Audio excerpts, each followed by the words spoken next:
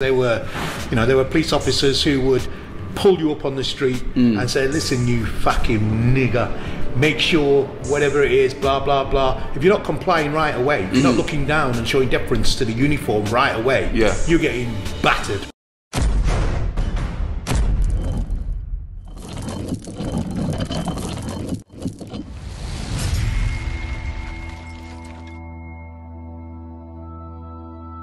What was the police like at that time? What were they like? They're like fascist police. They were Boer police. They come out in force, man. It's unbelievable. It's unbelievable. You wonder what they're doing there, and they're just sitting there doing nothing. When they see the little kids in bunch, they think they're going to commit crimes, and they stop them and have a word with them and see what they're doing, but they're not doing nothing. But it's just that there ain't no clubs open or nowhere, so they just walk the streets. And the police think they're going on with wrongs, but they're not going on with no form of wrong. There were police officers who would pull you up on the street and say, listen, you fucking nigger, make sure whatever it is, blah, blah, blah. If you're not complying right away, if you're not looking down and showing deference to the uniform right away, you're getting battered right there and then on the street, and then slowly in the van and batter some more. When you get to the police station, they're going to kick you all the way from the van to your cell.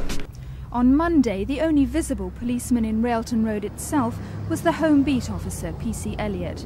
Witnesses to the Scarman inquiry testified that Home Beat officers are known and liked on the front line.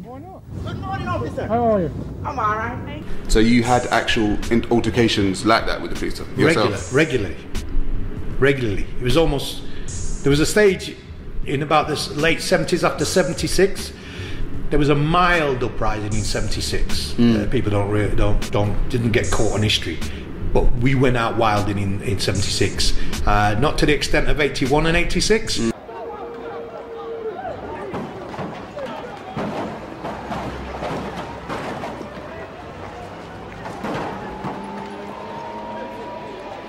Yeah, people just don't realise. They used to have little National Front badges, and they used to wear them. The police used to, and they used to wear them underneath their lapels. So when they used to get you, they used to flash their badge at you like that, so you know from the get-go, right, that I will kill you. I will kill you here today if I get away with it. So as soon as you saw that, you had to just be quiet. No, well, you had to.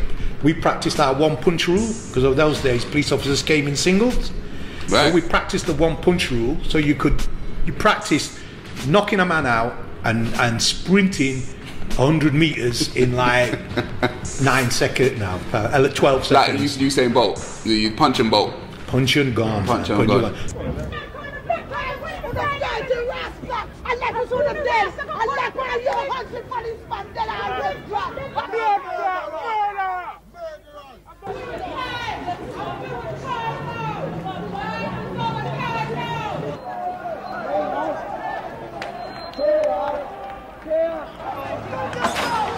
So that's how we used to defend ourselves against it. Because, okay, we're talking about the police force now. As institutionally racist back then as it is now, what would you say? Yeah, I'd say it's worse. It's worse now? Yeah, because the numbers are worse.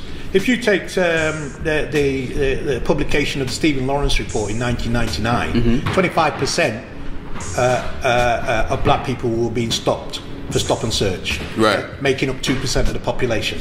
Right. But that was only 100,000 people that were being stopped and searched. Today it's 1.2 million. So when we want 25% of 1.2 million is a hell of a lot more than the 25%, the 25,000 that were involved at the time of Stephen Lawrence. When you look at the growth of the increase of stop and search, it's frightening. So what extent? Because, Commissioner Bernard Hogan-Howe said that the police, the institutionally racist police force, he should take it, or we should take it on the chin, or something along those lines. Was that what you said?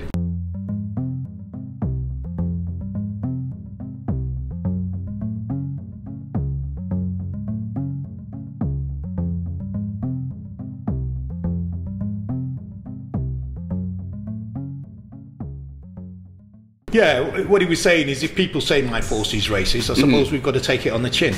It's no admission that the police force is institutionally racist. Right. And of course his boss, who employed him because Bernard Hogan-Howe is very much a yes man, Boris Johnson, declared in July of 2009 on their report on racism in the Metropolitan Police that it was no longer an institutionally racist service. So it'd been declared. Do you believe poached. that? Are you joking? If anything, the systematic inequality in the police service is getting much worse. Right. Your first-time offender in Brixton, in Lambeth, if you get caught with £20, let's say a £20 bag of weed, right, and it's your first offence, and a white guy gets caught with the same bag of weed and it's his first offence, you're 50% more likely to go to court for it than he is. He will get a caution. That's research done by the Release Drugs Charity. If you get caught with £20 of cocaine, you're 70% more likely to be sent to jail. If you read the government's report on race equality in the prisons, it says even where white people have a more extensive criminal record, black people are still more likely to go to jail than them for the same offence. That's an apartheid level of justice.